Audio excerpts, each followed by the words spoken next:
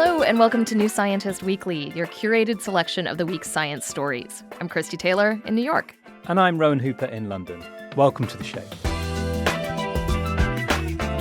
This week on the podcast, we've got a story about devices that assemble themselves using the quantum fluctuations in empty space, which sounds wild. And we are actually going wild. We've got some fascinating research into how animals communicate. Listen to this. That is a wolf in Yellowstone, and we'll be hearing more from that wolf later. Plus, how the most extensive tree of life yet could tackle what Darwin called the abominable mystery. And then, of course, some of my favorite good news of the week. Voyager 1 is back, baby. Yeah. But first, election season has begun in India, where Prime Minister Narendra Modi and his BJP party are campaigning for another term in power. Indians have already begun voting and will continue through June when votes will be tallied up. In the mag this week, we've been taking a look at some of the biggest tech and science stories in India and how they may be impacted by election results, including healthcare and India's ambitions in the chip manufacturing space. Now, notably, this year's election is also happening during a heat wave so intense that it's disrupting the ability of people to even get to the polls to vote. It's it's 44 degrees Celsius, and that's 111 Fahrenheit. Absolutely horrendous and really dangerous, as we know. Yeah, and this ties almost too perfectly into our next story. What happens in India also has big implications for global climate change. Just last year, India overtook the European Union as the third largest annual emitter of greenhouse gases, and its emissions are expected to rise in coming decades more than any other country. India is also one of the most vulnerable places in the world when it comes to the effects of more extreme heat and weather, again, as this heat wave is showing us. And trusty climate reporter James Deneen is here. Hey, James. Hi there. So, James, what is or isn't Modi's government doing about India's rising emissions? So the short answer is building a lot of renewable energy, but it's not happening fast enough, and Modi's government continues to support the expansion of coal power. So it's a mixed bag. But just to step back a little bit, Modi's climate story really starts with India joining the Paris Agreement in 2015, just a year after his administration came to power. Since then, his administration has pledged that India will reach net zero emissions by 2070 and has set some near-term renewable energy targets, like building 500 gigawatts of renewable energy capacity by 2030. And those targets are slower than China and the US, the two top emitters, but many see the slower targets as justified given India's smaller share of historical emissions. India is responsible for only around 3% of cumulative emissions, and its per-person emissions are also much lower than the global average. Now, can those per-person emissions stay low if, as you said, India is continuing to invest in expanding coal? Yeah, that's a good question. Another crucial point of context there is that many people in India currently lack access to sufficient energy. So energy demand is expected to soar as more people gain access and start using more of it for things like air conditioning, which is a technology that saves lives during the kind of heat waves India is experiencing right now. And it's worth saying more heat will also mean running air conditioners more.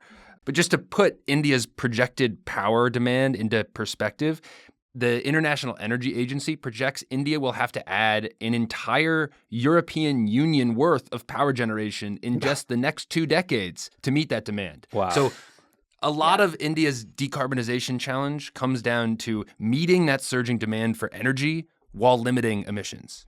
So how an entire EU worth of energy, how on earth are they doing that? How are they going about that?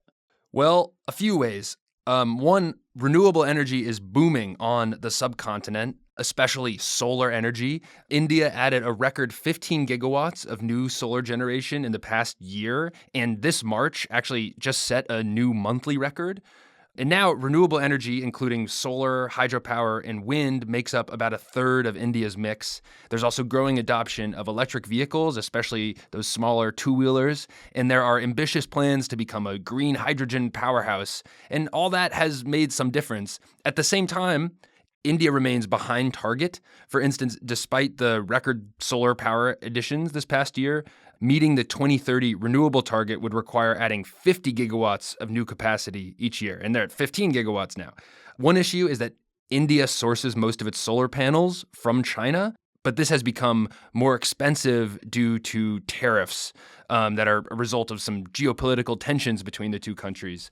The other way India is meeting that surging demand, there's been a slew of announcements about extending the life of coal power plants and building new ones to meet energy demand. Some of those announcements came after heat waves led to power shortages in 2022 and 2023 that put pressure on politicians. So it's not clear how many of those coal power plants will be built. And there's an active debate about whether this new coal power is needed to meet future energy demand. But that's all to say the new coal announcements really challenge the narrative that India is making rapid progress towards net zero by 2070.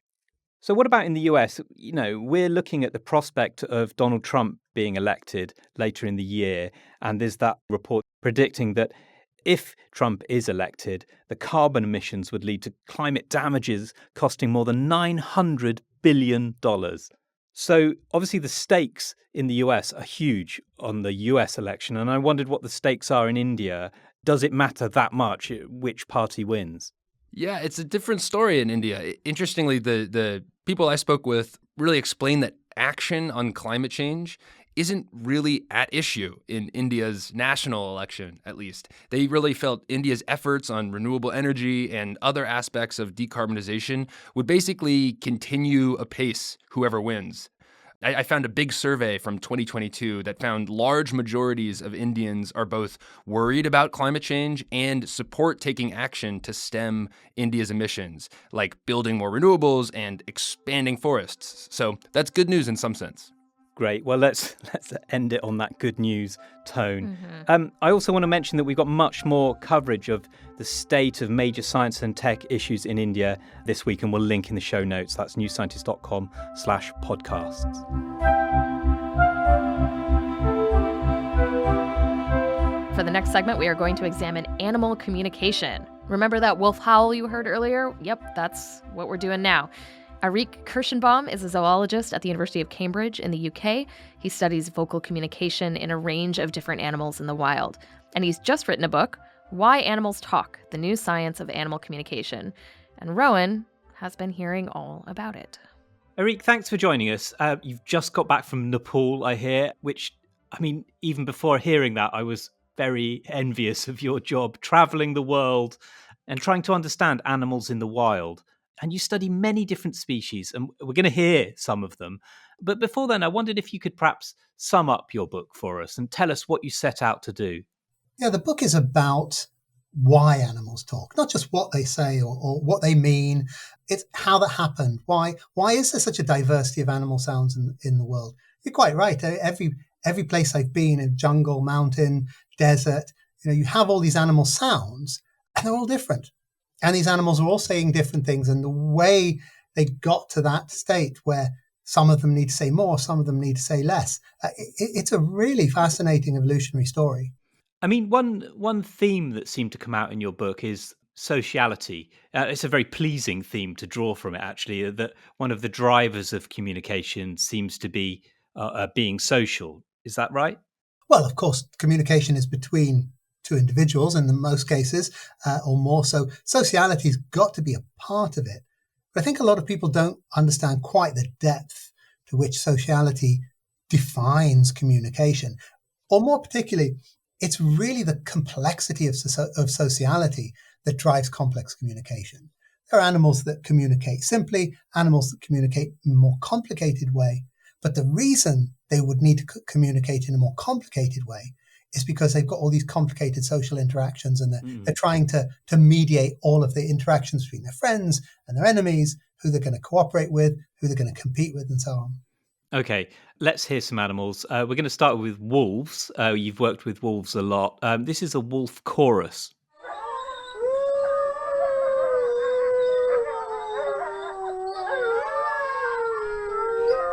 It does sound very dog-like, actually, to me. What's going on there? Well, one of the fantastic things about wolves is that although we know that these are long range signals, howling across the mountains to their distant colleagues, but they also howl when they're all together.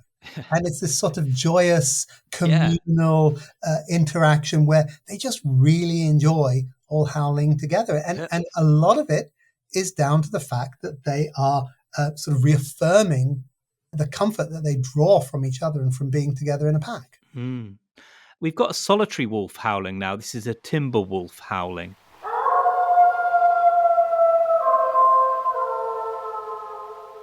That is just such an incredible noise, isn't it? What's it like being in the wilderness and hearing that and knowing that there's that predator not far away from you? It's the most wonderful experience to know that, those animals that you want to study and you want to understand are out there, they're around you. And really, that's the only way to understand what's going on. It's the only way to understand animals is to see them in their world, in their environment. It's a very soothing and really very emotional sound. It is, isn't it? It is emotional. And not just because of the horror movies that it invokes, but just for its own sake. I think that was in Yellowstone National Park, wasn't it, that wolf? So what's going on there with that solitary howl? What you can hear in that solitary howl, very typical of a lot of wolf howls, is the way the pitch goes up and down. It goes up and then down a bit and then down a bit more. And it's that sort of signature of changes in the pitch that really can contain information. What information it contains, it's not that clear. It could be information about the individual, it could be information about which pack it comes from. It can also be information just about how the animal is feeling. Lonely, looking for its pack mates, perhaps found food, looking to hunt. So all that kind of information can be transferred over long distances using those pitch changes in the howl. It's funny, when you said lonely, I instantly felt it was lonely because listening to the tone of its howl. But then I thought, well, that's a very human emotion I'm giving to that wolf. How do you separate our just sort of natural instinct to look at animal noises through how we would feel about it? When you're thinking about the difference between humans and animals, it's important to differentiate between emotions and rationality. Animals have emotions.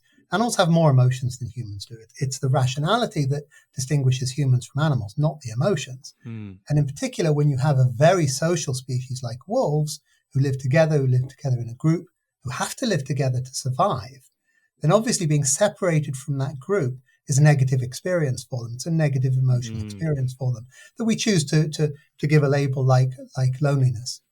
All right, let's go to another animal now. This is a hyrax. And before we talk about what it is, for people listening, see if you can guess what it is.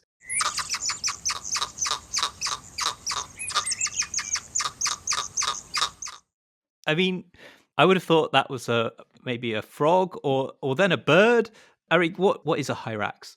Hyrax is a little small furry animals, small mammals that really, I suppose, on the outside, they look a little bit like a giant guinea pig. They're not really related to any other mammals that are alive today, except perhaps elephants, about the size of a rabbit. And they are extremely, extremely vocal animals, as are many animals, in fact, in the world. And what is the hyrax doing there then? And where do they live? They live in social groups and they're communicating by calling out to each other. Is that what's going on? Hyraxes live across Eastern Southern Africa and into the Middle East. They live in large groups, usually consists of a male and several females. And this is the male singing to advertise his territory. But more than that, he's advertising his dominance. He's advertising how powerful he is, warning away other males, warning away younger males who may want to challenge him. So it's really an expression of how powerful the individual is, and he expresses that using the complexity of his song. The more complex his song, then the more powerful he is. Yeah, so we're getting an increase in complexity here, and I'm starting to think about the border between a complex signal and a language. So let's just talk about that a bit when we hear the next animal, which is a gibbon. And this one is, it's just incredible the way it builds up. Let's hear that.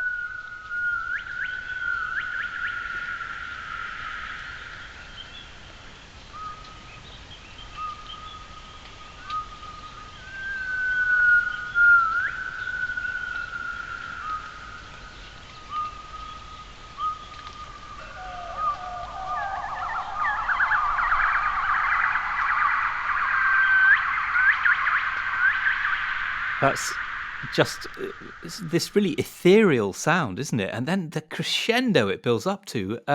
What's going on there? It is a wonderful sound, and it really permeates the jungle, and it's quite an incredible wake-up call. In fact, that's the call of the Calvid gibbon, which is a very rare gibbon. But all gibbons sing, they sing between the males and the females. So those first calls were the calls of the male, and then that crescendo was the reply of the female. Wow.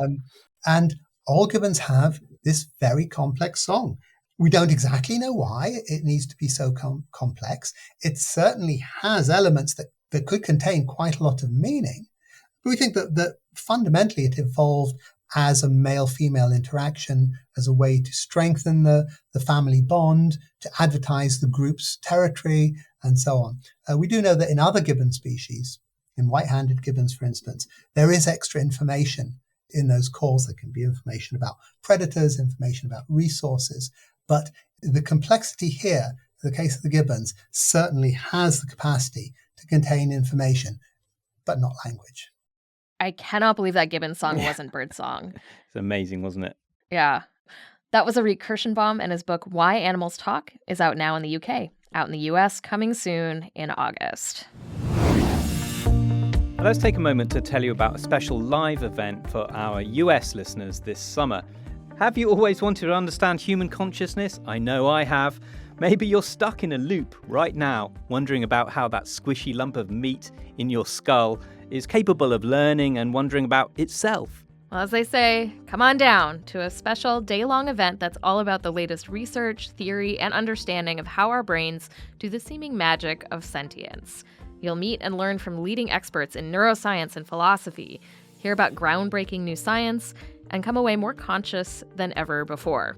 That's on June 22nd in New York City. For more information, visit newscientist.com/New York Mind. And if you're looking for something fun in the meantime, maybe you have FOMO about missing the solar eclipse a couple of weeks ago, Dead Planet Society has you covered. What if you could engineer our planetary system so that there was always a total eclipse somewhere? Chelsea White and Leah Crane find out how that could possibly work and, what could go wrong. That's coming Tuesday.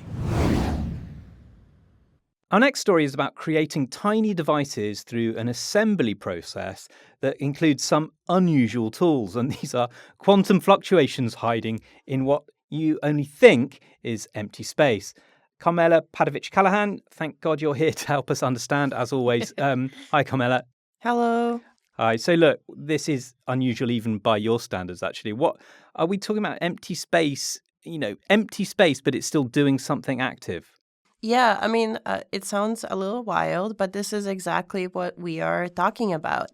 I reported on an experiment this week where researchers wanted to build these tiny gold cavities, sort of like two gold flakes with some space in the middle where you can trap light. And these are sort of a common building block for various light manipulating experiments. That's not the weird part. The weird part is that instead of using some sort of instrument or maybe like tweezers made of light or, something physicsy like that to make these cavities, they use something that's called the Casimir effect. And the Casimir effect directly follows from quantum theory, which tells us that there's actually no such thing as empty space. What there is, instead of empty space, is this sort of like soup of particles and antiparticles that are flickering in and out of existence. So on average, when you look at empty space, it looks like there's nothing there. But really, even if you were to remove every single atom from anywhere, it would still be teeming with these sort of quantum flickers. Oh, that's absolutely wild. So we've got empty space that's actually full of these imperceptible flickers coming in and out of existence. How do you then go about, harnessing that, making it do something?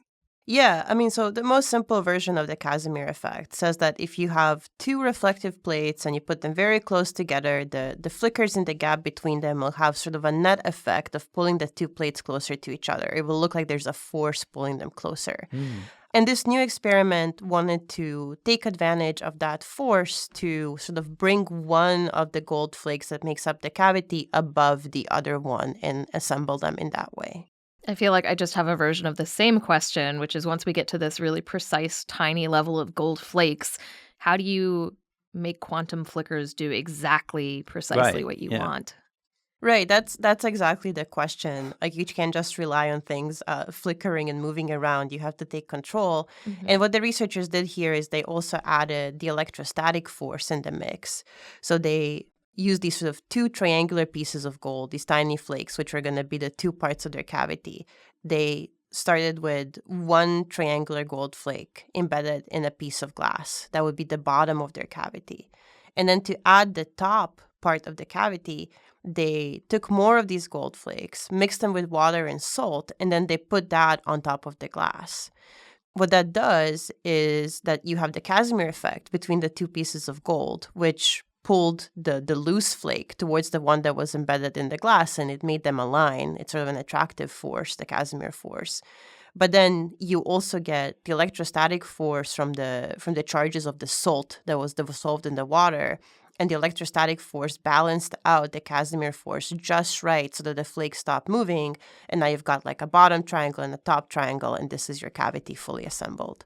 That's so amazing. So just to recap, they mixed gold, glass, salt, and water, which sounds like alchemy, honestly. And they ended up with this useful little cavity for free. So did it end up actually working the way it should once it was made? It worked really well, actually. The researchers could trap light between the two flakes just like they wanted. And they could also add more salt or less salt into the mixture to change the separation between these two cavities because this changed the electrostatic force. And the very cool thing about this is that as you change the size of the cavity, the light that's trapped inside it that sort of bounces between the flakes changes color. So I was talking to one of the researchers, and she basically showed me all these images of sort of like red, pink, green, blue glow that you can get in different runs of the experiment. And you can see by eye that you're messing with the forces correctly because the color changes. I mean, I love that they're using this force, and but it does seem like they've gone to quite a lot of trouble to make a tiny little gold cavity, and it's nice that they've done it and all. But is there any other reason to do this? Yeah, I mean, so for one, they've verified that this method works and that they can do it very precisely, which really opens the door to try and assemble more complicated things. So maybe you want to build a device that can manipulate light in some very complicated way. So maybe you want a color and then you want to change something else about it. Now this is giving you a way to do it for free, sort of just like by having it in this salty water solution. You could build something more complicated by using the same method and using this cavity as a building block. And then you could also think about putting something else inside of the cavity and seeing what happens to it when light keeps hitting it over and over again. And then finally, this is a way to produce like light of the color that you want out of something very small. And again, sort of for free, just by mixing stuff together. So maybe, you could use this as a light source for some other experiment. Not to mention the wonder and joy of harnessing a quantum force in empty space. Yeah, I mean, I just feel, some people have to like learn how to use pipettes and stuff. And here we are just being like empty space is going to do it for us.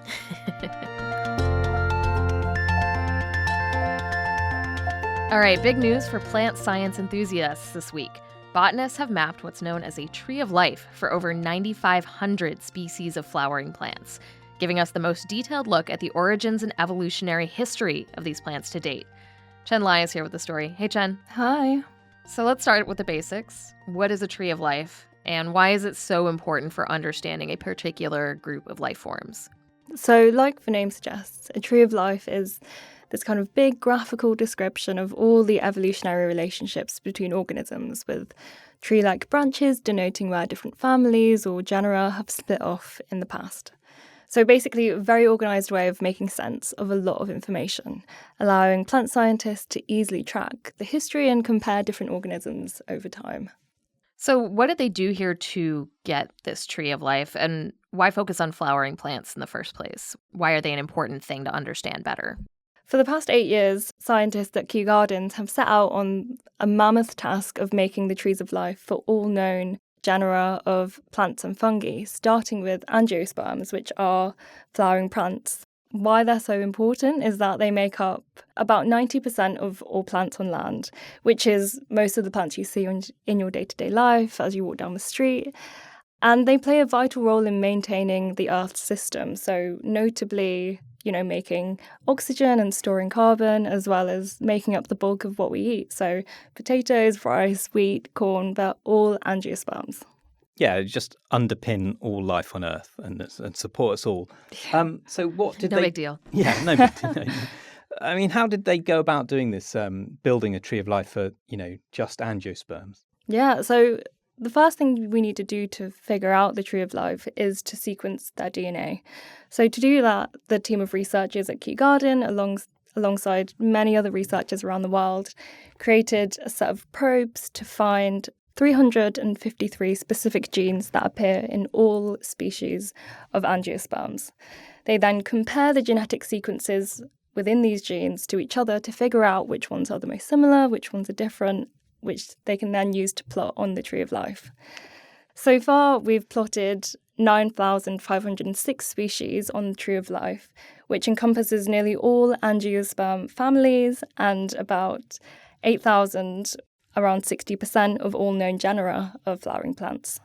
Wow. Okay. So look, this is a huge feat, and what a lot of work must have gone into it. And I actually love that Kew are behind this because there's a really lovely link between Darwin and Kew because his best friend was the director of Kew Gardens back in the day, Joseph Hooker, and Darwin wrote this letter to Hooker, not that long before Darwin died, about something that was tormenting him, and that was the sudden appearance of flowering plants in the fossil record, and they just pop up, and that tormented Darwin because how do you explain that through his theory of natural selection? And he called it an abominable mystery.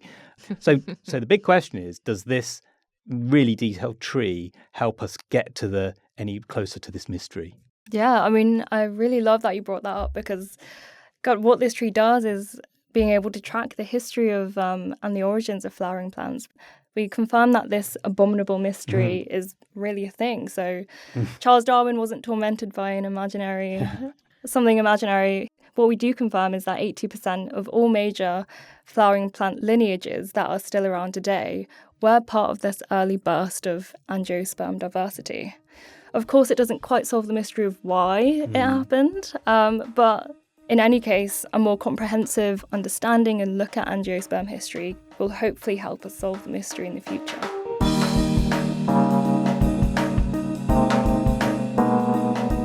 Okay, let's end this week by celebrating the most distant human-made object in existence. Yeah, Voyager 1, one of my two favorite spaceships currently hurtling away from the solar system. Yeah, the other being Voyager 2. But look, we want to talk about Voyager 1 because a few days ago, after 5 months of radio silence, NASA made contact again with the spacecraft. And, just think about how far away it is. It's 15 billion miles away in interstellar space. That's 24 billion kilometers. And the unit of measurement I prefer for these things is light hours. So it's 22.44 light hours away. And that's also about how long it takes to receive and send texts to and from Voyager 1 at this point, is 22 hours. Yeah, and just to recap the epic story of Voyager 1, it launched 46 years ago in 1977. It gathered a lot of really vital data on the outer planets and then continued onward to the edge of the solar system. About 10 years ago, it crossed this thing called the heliopause, which is the spot where space stops being dominated by hot particles and wind from our sun, and then starts to be dominated by the colder, denser interstellar plasma. And we actually have some spine-tingling sounds on the show this week to sort of demonstrate that. That noise you can hear now, it's the sound of the plasma of interstellar space as recorded by Voyager 1. Wow. Yeah, I thought you couldn't hear things in space. But that is unless you sonify your data. Oh, right, okay. Look, I think the whole Voyager story is really quite moving, isn't it? I mean, it was a 5-year mission. It just kept going on and on. And, it's an ancient bit of technology. It's incredible. It's a real testament to the way it was built, the foresight to be able to build something that you were still able to repair and work on 46 years later. I feel like this is one of those things where the adage, they don't make things like they used to, really comes in here. This is really one of those missions that speaks to having been well built from the start. But this latest loss of contact and the fix is maybe even more impressive in some ways. Just to sort of recap the tech, it's got 3 computers on board with only 70 kilobytes of memory total. That's kilobytes with a K, because this is 1970s technology we're talking about. And Rowan, maybe not that you need a reminder, but 70 kilobytes is easily smaller than many single images you might find on the internet these days.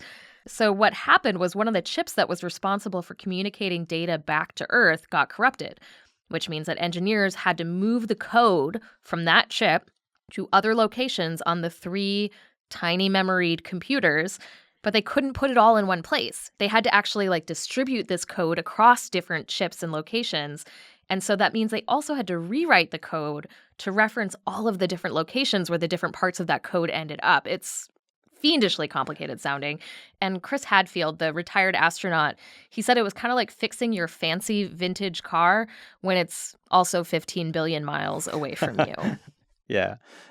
Chris Hadfield's famous for playing David Bowie songs on the ISS, isn't he? Yeah. And I don't think there's any Bowie on the Golden Record, but Voyager contains the Golden Record, which is this famous store of sounds and languages and music from Earth. And it includes a song, for example, by the bluesman from the 1920s, Blind Willie Johnson.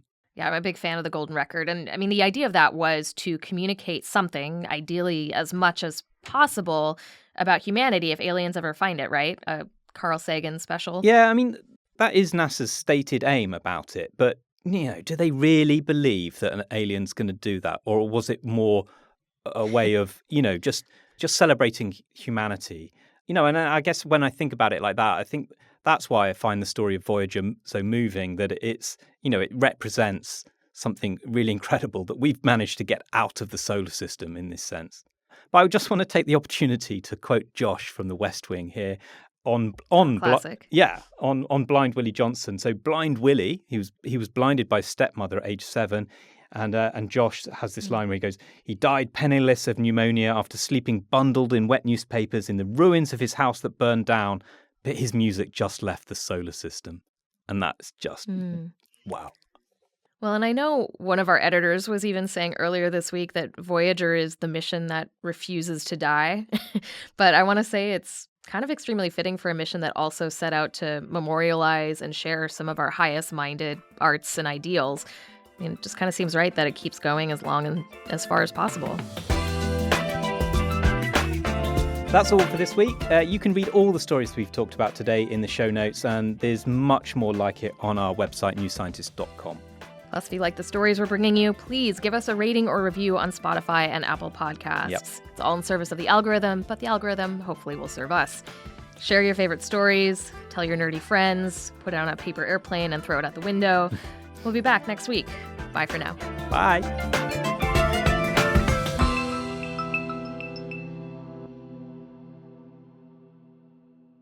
This podcast is produced by OG Podcasts. Find out more at ogpodcasts.co.uk.